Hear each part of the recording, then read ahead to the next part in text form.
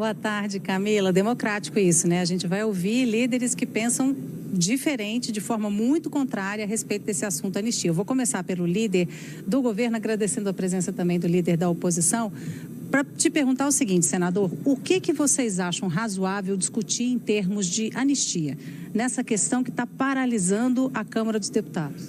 Boa tarde, Marina. Boa tarde, Camila. Todos estão assistindo a Globo News. Uma satisfação estar aqui também dialogando com meu colega líder de oposição, Rogério Marinho. Bom, não há possibilidade de aceitação de proposta de anistia, qualquer que seja a anistia, por uma razão, sobretudo, de ordem histórica. Nós tivemos, ao longo da nossa República, desde 1889, 9 golpes de Estado e tentativas de golpe de Estado. A não punição dos responsáveis por golpe de Estado resultou em golpes continuados contra a democracia e fratura da democracia brasileira por várias vezes. O mais notório caso é a tentativa de golpe de Estado contra Juscelino Kubitschek em 1956, a não punição dos culpados, e depois os que tentaram o golpe e foram anistiados concretizaram o golpe de Estado de 64, que levou o Brasil a mais de 20 anos de trevas, de arbítrio, de tortura. Agora, nós estamos à disposição para qualquer debate que seja responsabilização e agravamento de penas em relação àqueles que articularam, organizam ou financiam intentonas golpistas e, ao mesmo tempo, por redução de penas ou penas menores para aqueles que eventualmente foram levados como massa de manobra ou simplesmente participaram sem responsabilização e articulação direta em atos. Este é um debate que tem sido provocado, sobretudo, pelo presidente das duas casas do Congresso Nacional, pelo presidente da Câmara e pelo presidente do Senado, que, no nosso entender, é uma alternativa de reconciliação nacional que aceitamos esta proposta a debater.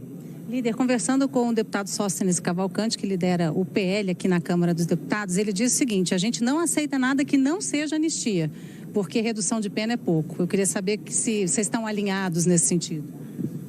Olha, primeiro, também saudar aqui todos vocês, né, o pessoal da Globo aqui, em especial aqui o Randolph, né, que tem sido um líder muito combativo, né, e tem uma tarefa hercúlea defender esse governo, né, não é fácil a tarefa do nosso amigo Randolph Rodrigues.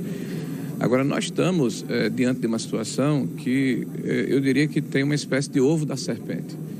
Eu me lembro que em 2019 eu não era ainda senador da República. O nosso ilustre debatedor queria entrar com um processo de impeachment contra Alexandre de Moraes, justamente, e o Toffoli, né, pela abertura desse inquérito do fim do mundo, que já dura mais de 6 anos. Isso é uma estrovenga, isso é um Frankenstein, né, que tem deixado a sociedade brasileira, literalmente, sobre o escrutínio permanente de um órgão que é o STF. Né? E isso é muito grave, isso ameaça a democracia. Quando a gente fala de contextualização histórica, é bom lembrar que desde 1822, eu vou retroceder mais um pouquinho no tempo, né, quando o Brasil passa a ter essa independência formal, são quase 80 anistias que ocorreram. O nosso país tem, né, essa característica de reconciliação, de pacificação, e não é por acaso que, ao contrário da América Espanhola, nós não nos fragmentamos, nós somos um país unido, justamente porque temos essa fraternidade, essa capacidade de compreender e reconciliar. Aliás, a esquerda, em 1979, por crimes de morte, de sangue, de sequestro, de roubo, não só foi anistiada, mas foi reintegrada à vida civil e à vida política. Nós tivemos várias personalidades importantes da política que, ao voltarem, né, passaram a ser governador de estado, senador da República, deputados federais e até presidente da República. Então, veja que é um pouco contraditório esse ataque, né, a uma eventual anistia, que é uma prerrogativa do Congresso brasileiro. E por que nós achamos que essa possibilidade de redução de penas não está correta?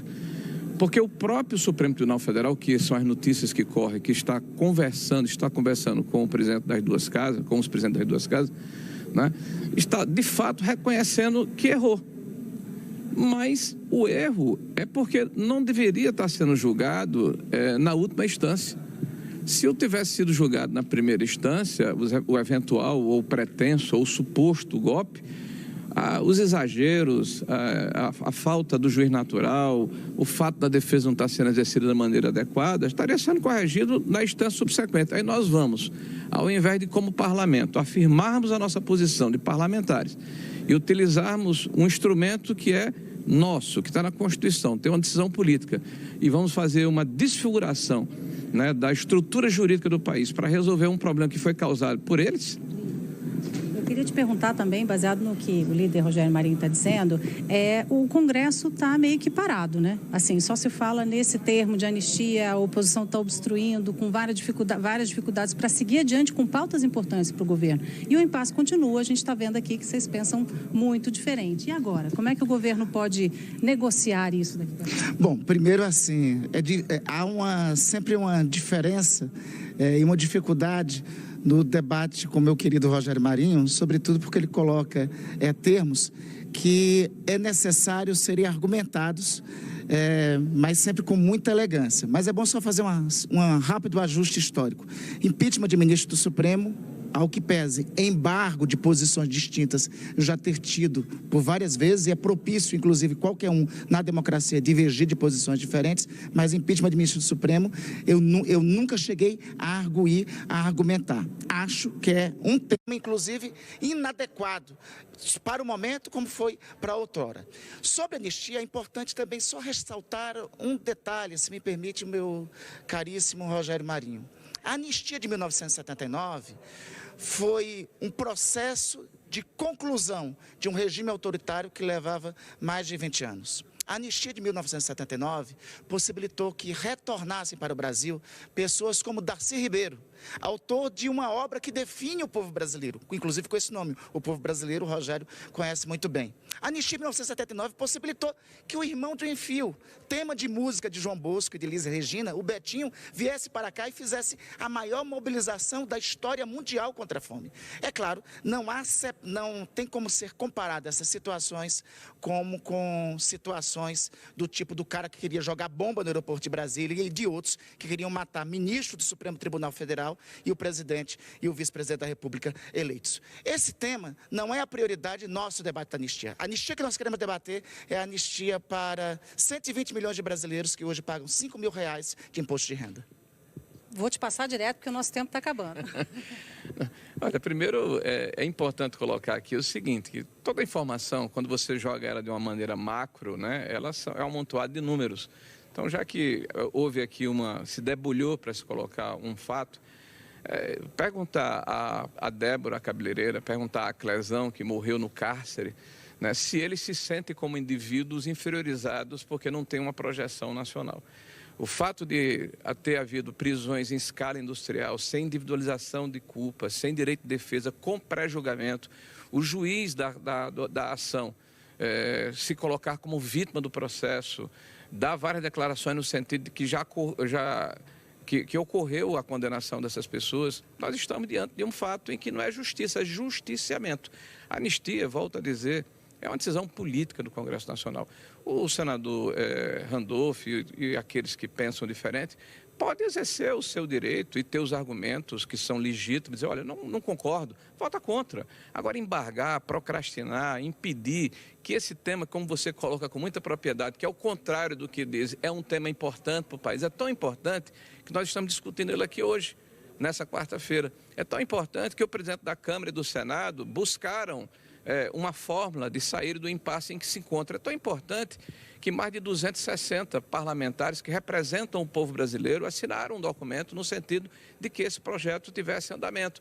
Então, nós temos que enfrentar o problema, não vamos tergiversar, fazer de conta que ele não existe, porque isso se trata de reconciliação. Isso se trata de podermos, de fato, senador Randolph, nos debruçarmos sobre os problemas que são importantes para o país. O país está hoje, literalmente, numa catástrofe econômica anunciada.